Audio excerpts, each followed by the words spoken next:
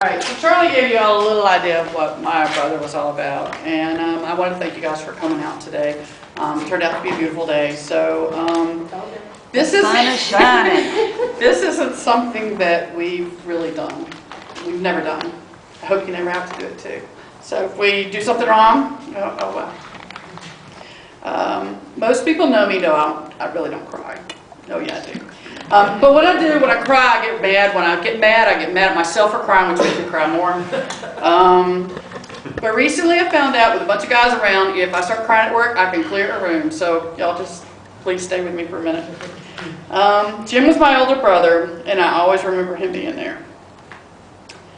It has hit me, and I know that he's passed, but I don't really think I've felt the loss yet.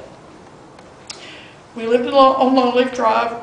In the old Beechcrest Towers neighborhood, and during that time it was safe to run the neighborhood, and you just had to be home before the street lights came on.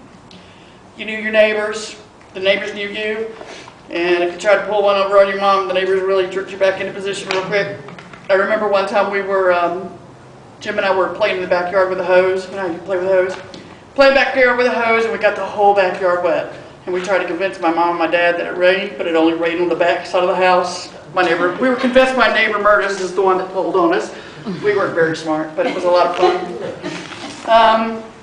I'm fortunate that I was a very sheltered child and oblivious to our surroundings at the point that I didn't have to worry about things that kids worry about now. I don't know if I have a selective memory or just so many of them that the current memories stay.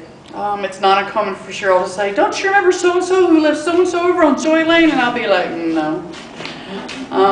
But she remembers a lot.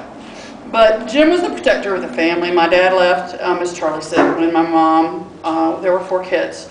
There was boy, girl, boy, girl. We're all 3 years apart.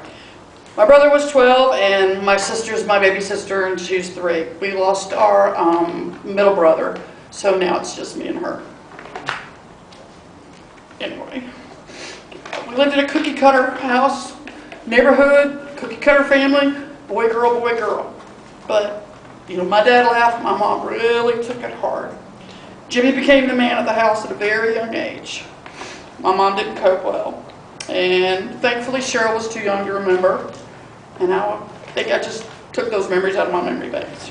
But Jimmy took the brunt of that. And it's crazy that I didn't realize it until I was writing this. Because I was thinking, wow, Jim and I were really too close. Cheryl and Bobby were really close, and I really wasn't that close with Jimmy, and I'm like, wow, was I just oblivious? And I talked to Charlie, and he goes, "Do you remember the holes in the walls?" That was Jimmy, and he was angry, and I'm like, wow, you know, and it really hit me that he really took this off. He really took it hard with my parents divorcing. My mom didn't cope well.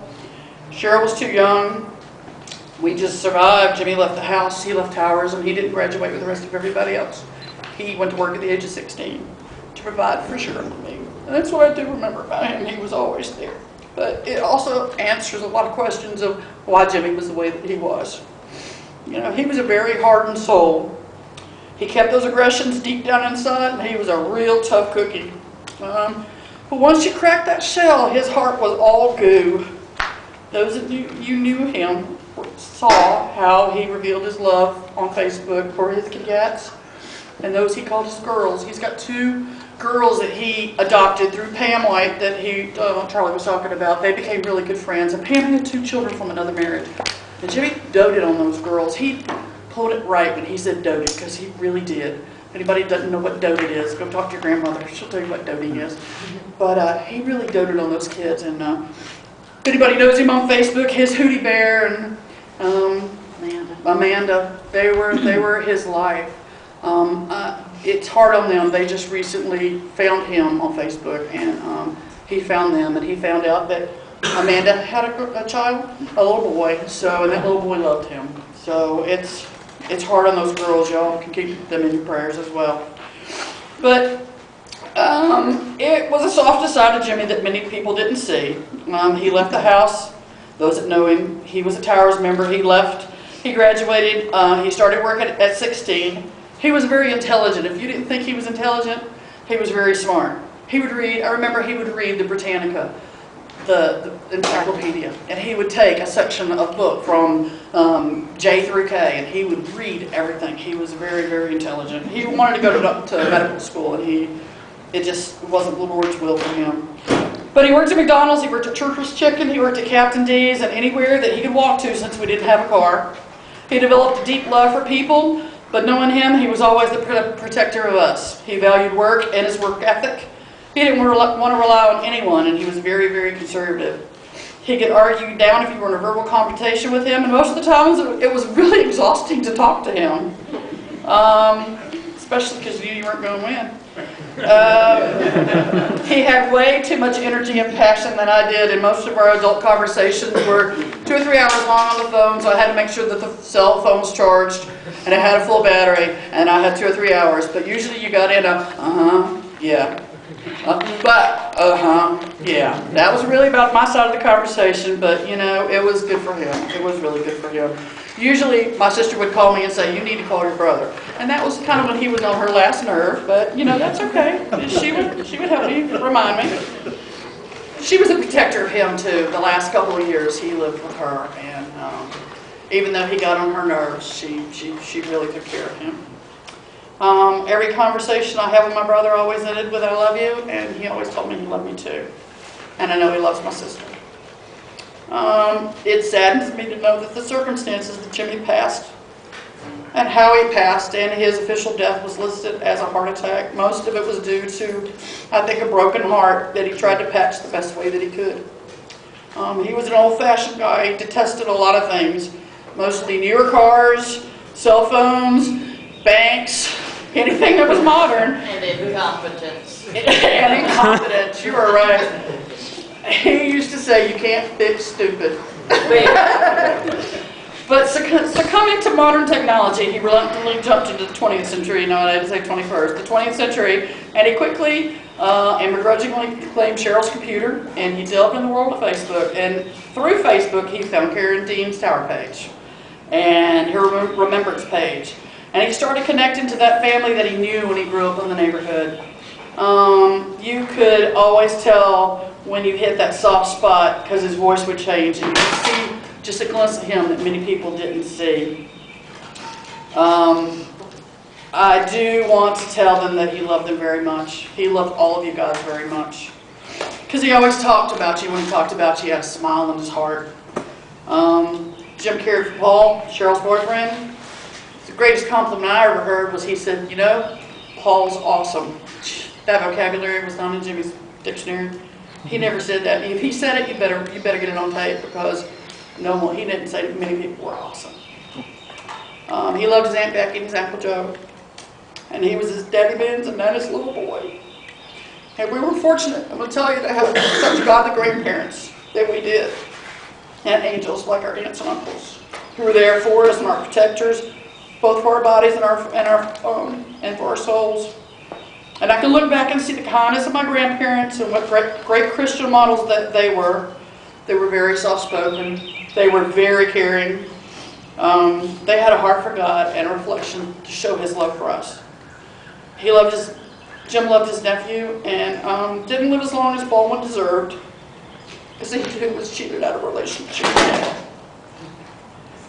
But you could hear the tone in his voice when he'd say, how's that nephew of mine?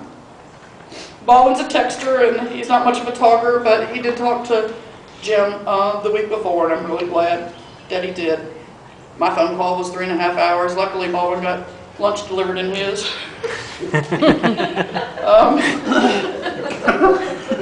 But he was very proud of him. He was very proud of his nephew. I prayed for Jimmy for a long time, and I've tried to reach out to him and tell him that God loved him too, and to tell him about the church. He'd keep looking for a Bible-based church and one that preached the Word of God. He finally found one in Macon. Okay, Jimmy. Here you, Jimmy. He did what he loved. He started cooking in a soup kitchen for the needy. And I told my pastor in Maryland the one thing that I really wanted more than anything else was to find this church and to let them know that Jimmy passed, and to let them know that for me that I appreciate the fact that they ministered to him. At times he wasn't a loving person. I looked into the churches in Macon, I Googled churches, and I found out there were over 150 churches, and those were the ones that listed with soup kitchens. Macon's kind of a small, a little town that has a lot of issues with people that need care. So it was harder than I thought it was to find that church, and I really didn't think it was going to happen. And Cheryl and I were in a meeting, and the gentleman asked if she knew Jimmy's social security number, and Cheryl says, I got you one better. I've been carrying his wallet around with me since November. So she pulls it out, she goes, here's his social security card. She flips through his wallet, she pulls out, she throws it over to me. It was a business card from the church. It was his youth, it was the assistant pastor, and it had his cell phone number as well as his church number on it. So here it is, Good Friday, 5 o'clock. This man's not going to answer his phone. I call, leave a message at the church. Call, leave a message on the cell phone. He called 20 minutes later. Sitting in Hickory House. Sitting in the Hickory House, having dinner, and says, how's my buddy Jim? Calling about my buddy Jim. So we had to tell him that Jimmy passed, but that we were really grateful to them that they had got him in a men's Bible study. When Jim told me that, I almost fell out of my chair. But he was attending, he was helping them. They were doing a ministry down in downtown Macon with the soup, with the kitchen. They would prepare food for those that came to church, and then they would try to make extra to send home with them as well too, because the area was pretty decimated. It was pretty poor. But I was really happy, and I was really glad, and I was very glad to be able to share with them that that they were part of Jim's salvation. I want to thank Ron for coming and doing his music and his guys. And Jenna, he loved Jenna, so you all tell him. I mean, he knows, I'm sure. That's all he talked about was Jenna and her fiddle playing. They loved you too, Ron. And I mean, Ron's got pictures there's pictures up here that y'all can flip through the book. That's probably, one of his oldest friends. They were first grade together. So I don't know if they played baseball together. My dad was one of the coaches. Mr. Ayers was the other one. And it's really cool to see older pictures of Jim. I appreciate Charlie coming for his tribute. This was his dad's birthday. So he came out on his dad's birthday. So anybody that says my knee was hurting because it was a little wet outside, Charlie's dad's birthday, that's why he wanted to go first, and so he could leave. Galen for being there for my sister. When they called to say, hey, they taking your brother down to the hospital again, Galen drove her down. And I was really happy that she didn't have to go all the way down there by herself. And she's been great. She secured this place for us, the whole time. It's amazing to see how God works in all these things. That Cheryl didn't want to have it on Monday, couldn't have it on Monday because, family commitments to everybody else. She was afraid nobody would be able to come because it was Easter Monday. We decided on Tuesday. So what do we look? I'm already down here. We can't change the date. 80% chance of rain and thunderstorms. Where are we doing it? Outside by the lake, of course. So it turned out into a very beautiful day. Ira, Galen, everybody that went down to see Jimmy. I appreciated living in Maryland, be able to see my brother and have that videotape now is even more precious to be able to say, show him how he was doing. He was really getting better. So, but the Lord called him home, and we're here to remember him. Jimmy wouldn't want us to be sad, but tough. Sometimes it's just tough. But we wanted this to be really more of a celebration of his life.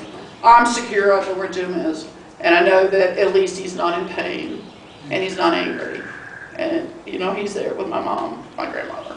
So, thank you guys for coming out, and let's send it to the guys to rock on a little bit.